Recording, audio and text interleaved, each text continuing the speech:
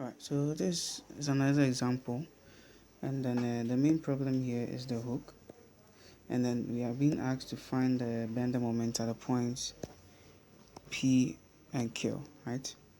So when you look at the problem very well, now we are focusing on this. This is 1, this is 2, and then this is 3.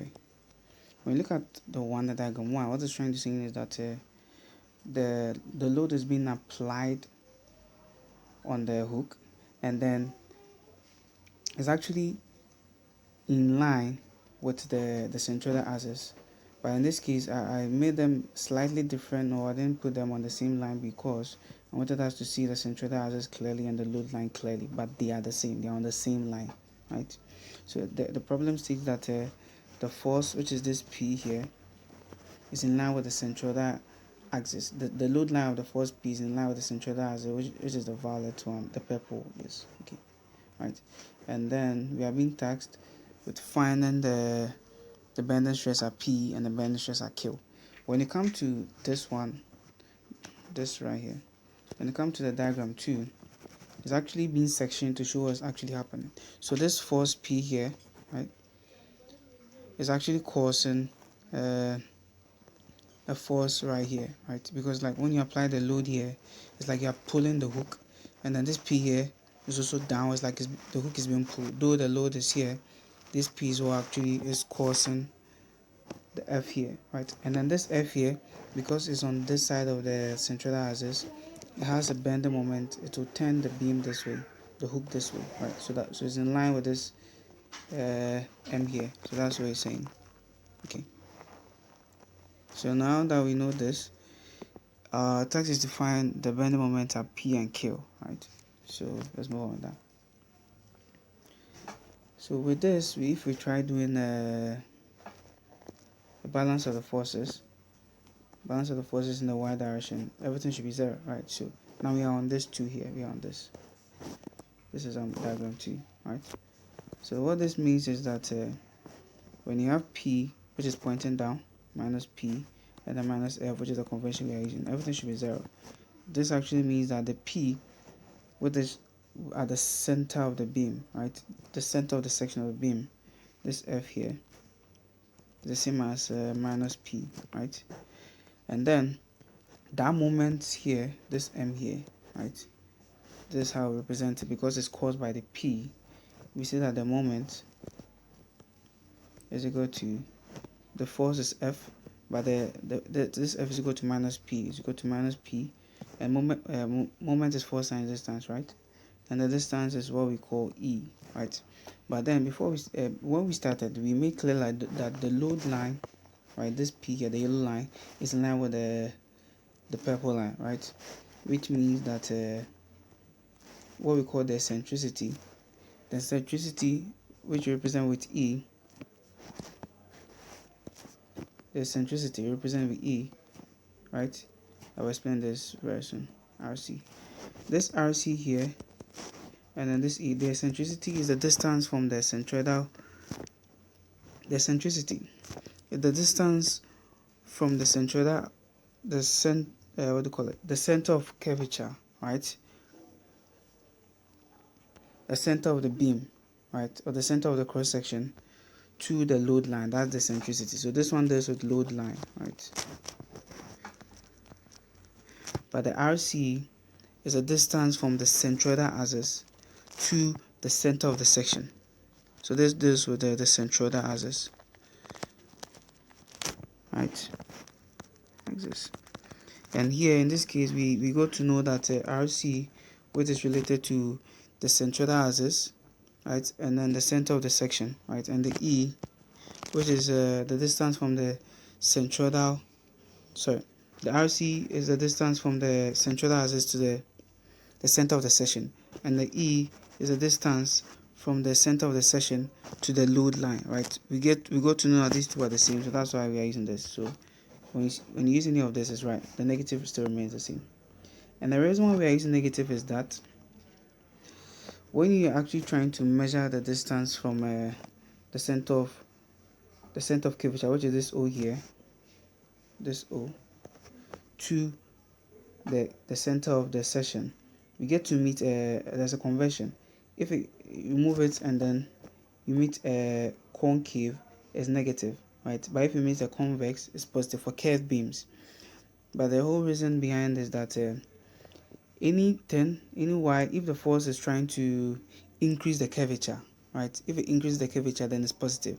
So this force I'm applying here, but if it decreases the curvature, it's negative. So this force I'm applying, this P here, right? What's happening to this P is that it's actually moving the hook down like this, right? So it's making it less curved, right? So if it's making it less curved, negative. But if it's making it more curved, if the direction of the P were to be in this way, it would be making it more curved, right? So that would be positive. But because it's making it less curved, making it like kind of like round or something, that's why we say it's negative. Okay. Now we move on to the calculation aspect, right? So now that we have this, but then we know there are two forces involved. At any point, if you pick P, right, this point P here, there's a force. If you're trying to find the stress there's a direct stress, right, which is due to this force here, and there's another stress because of this moment here. Are we okay? So if we are trying to find the stress at P, let's write the general one first.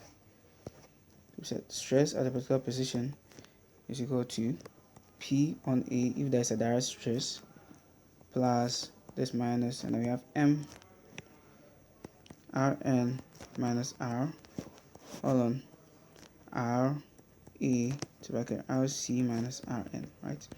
In this case, for both our position P and Q, they are direct stresses and indirect stresses, right? Okay. So now we move on, trying to find the stress at P, right? Which we don't know.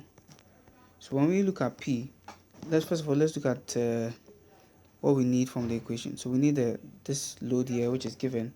The cross-sectional area, we don't know that, right? So let's find the area. The area is trapezoidal, so that's half times the longest base plus the other, let's write it, A plus B times the height, right? And in this case, we know our A to be, this could be our A, let's do this. This could be our A, this could be our B, right? But this definitely, this D here is the height, right? Okay. So our B2 is 5, our B1 is 30. So let's do that.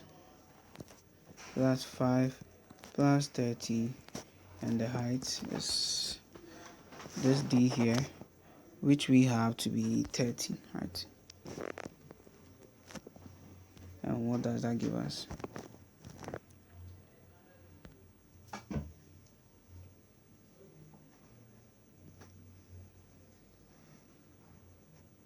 Okay.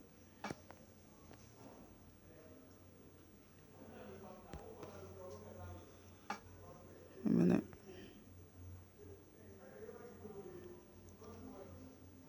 Okay. So that's half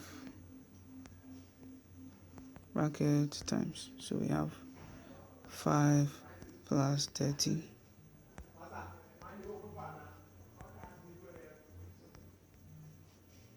And then we have a 30 here. So that gives us 525, right, for the area. But let's cross check this. So the B1 is actually 15. I think there's something I skipped. That's 15. This one here is 15. Okay. So that's 15. Okay.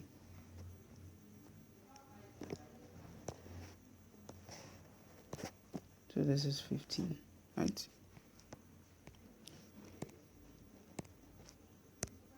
So that gives us 675 mm squared, right? So now we have the area. What else do we need? Rn is fixed, we'll find that. R, we'll find that. So at A, what do we have our R to be? Let's look at the cross section again. At A. Okay. So if we look at this cross section well, we get to know that R which is basically from the central axis to the A. We know our A to be this very side, to be this one. So our axis will be just RI, right? And we have our RI, so let's see. So our R will be our RI, and that will be, so that will be RI. Let's see.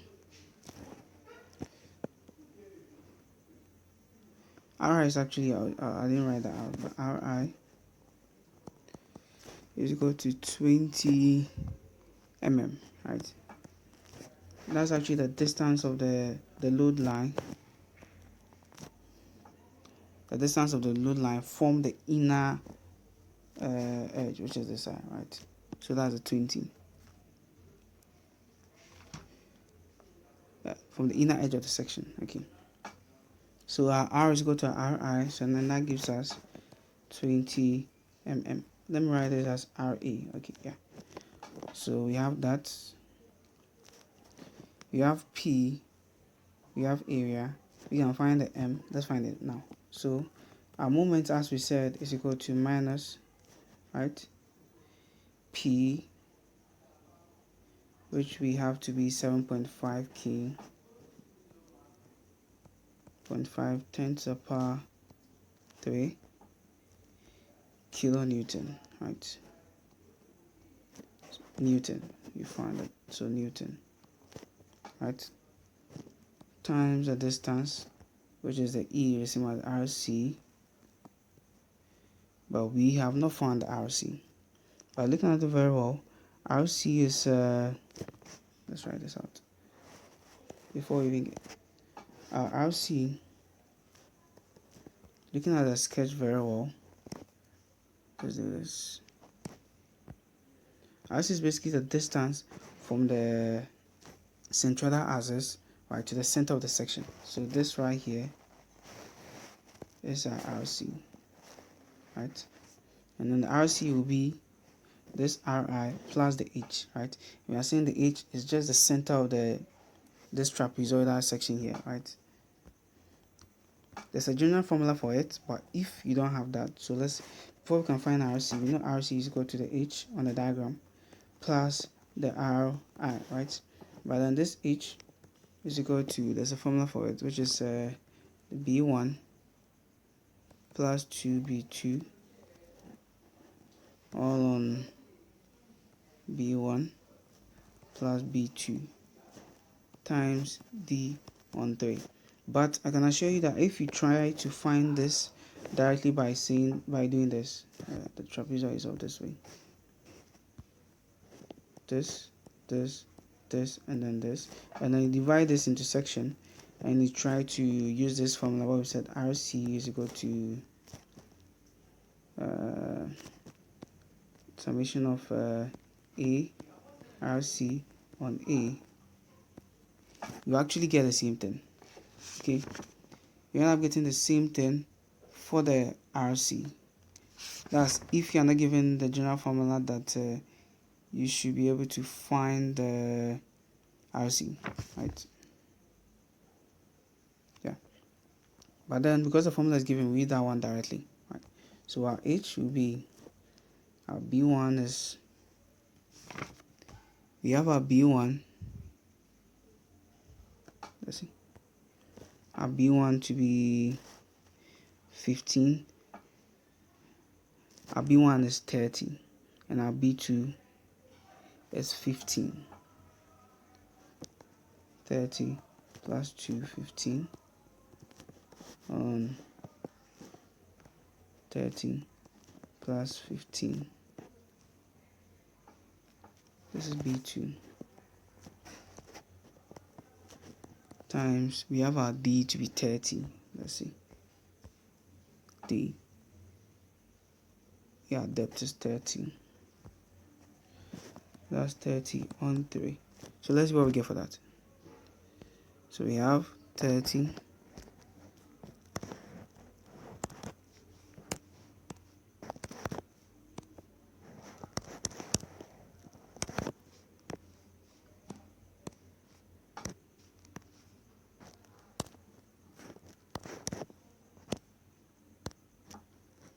So that gives us 13.33 recurrent, which is the same. Our H here, we have 4T on 3 mm, right?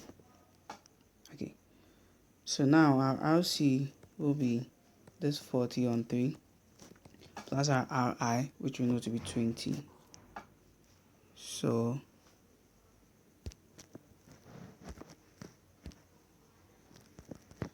40 on 3 plus 20.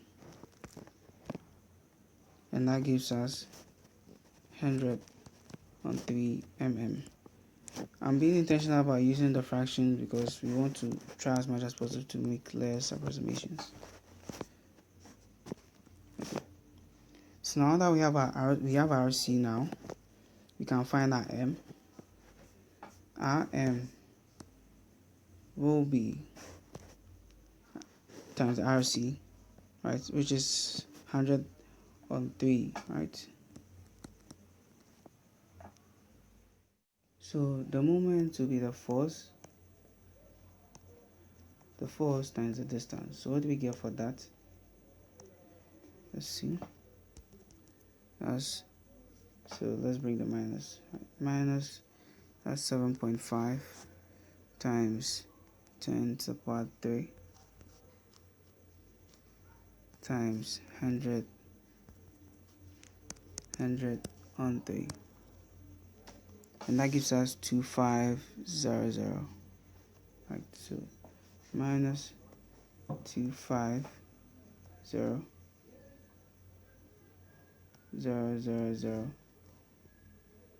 Newton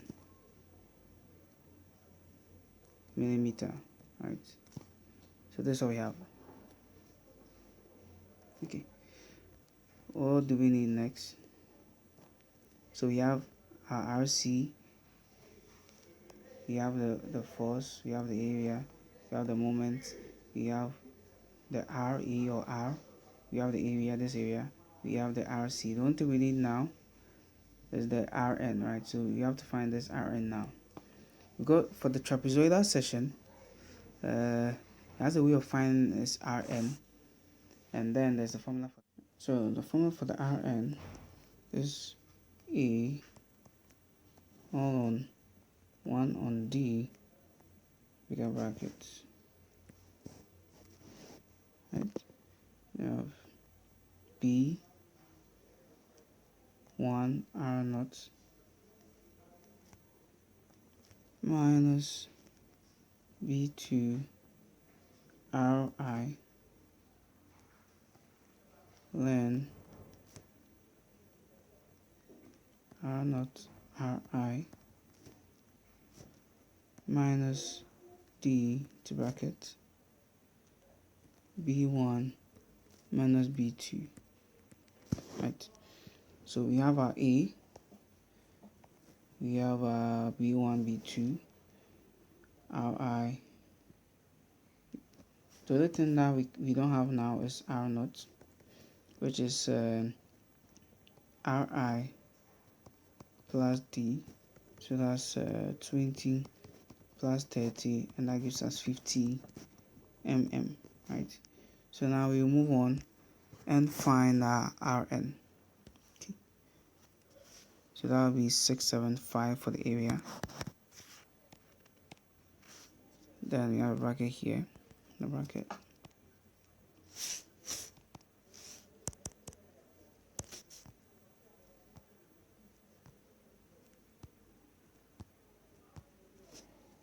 So we have 1 on 30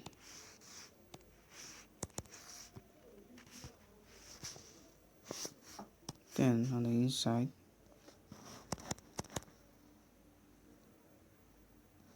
minus on the brackets, then close. Okay, and here we have B1 30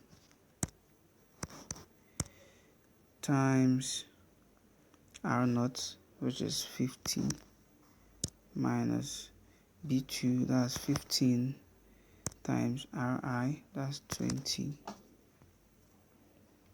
Then we have ln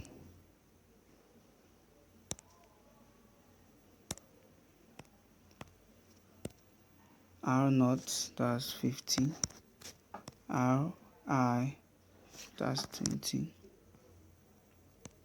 and then we have a D here.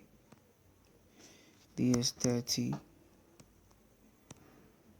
B1 is 30, B2 15, and that gives us 31. So our Rn will be 31.175 mm, right? So now we have everything we need to find the stress at P, right? So stress at P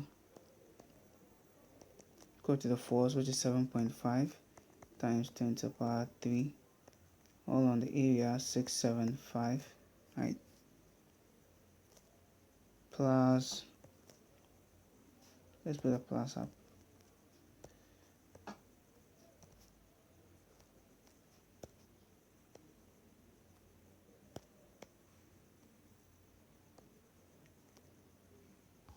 Okay. Plus, minus here, right? And then we have a moment to be negative on its own, so that makes it positive. Let's see. Plus 250, 3 zeros, right? And then Rn, which we found to be 31.18, about 118, and then our R, or Re, which we found for A, we found to be 20. For the stress as A, we found that to be 20. All on the R again, 20, or Ra, the area 675, and then Rc, which we have to be 103, right?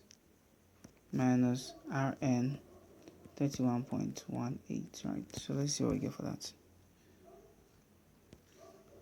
That's 7.5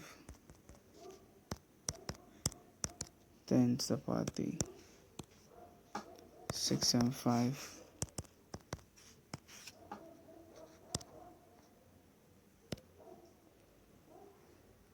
250, 123, 31.175 minus 20, hold on, 20 times 675,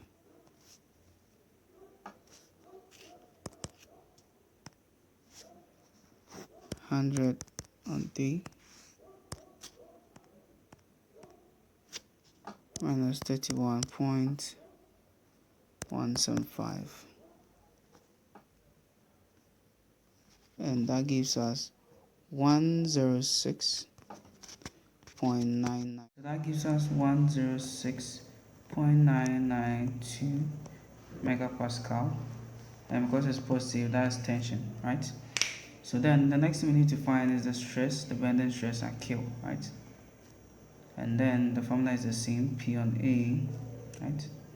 Plus, here's a minus M, Rn minus R, all on Re to bracket Rc minus Rn, right? And then for this, P is same, A is same, M is same, Rn is same, Rc is same, A is same, right? The only thing that we need to find here before we find the stress at Q is the R, right? And then before we find this R, right, which we are naming it to be RQ, let's go to the cross-sectional area, right? So this RQ that we're trying to find is just from the centroidal axis to the position of the Q, right? So that's Ri minus plus Ri plus D, right, which is basically the RO, right? So that's Ri plus D, and that's 20 plus 30, and that gives us 50 mm, right? So that's the only thing we need to be able to find the RQ, right? And now that we have that, we should be able to change that. So the only thing we're changing is this and this. So we're going to punch it in straightforward. That's 50, right? And this one here, 50 as well, right? And that gives us our RQ, sorry, our stress RQ, bending stress RQ to be minus 53.496 megapascal. And because that's a negative, that means a compression, right? All right.